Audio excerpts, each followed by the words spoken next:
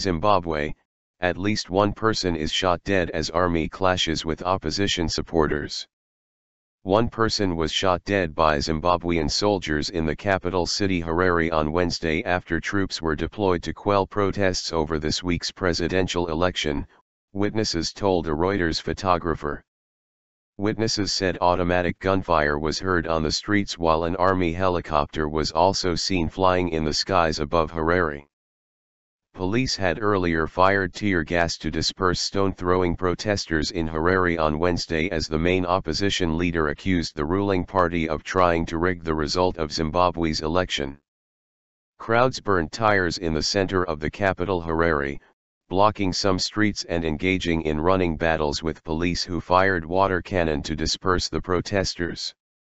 The leader of the opposition movement for democratic change, Nelson Chamisa, said on Twitter he had won the popular vote in Monday's parliamentary and presidential in which he faced off against Mugabe's successor, Emmerson Mnangagwa from the ruling ZANU-PF party. Mnangagwa also took to Twitter, calling for calm and urging patience before the results were announced. EU calls for more transparency. European Union observers also questioned the conduct of Zimbabwe's first election since Robert Mugabe was forced to resign following a de facto coup in November after nearly 40 years in power.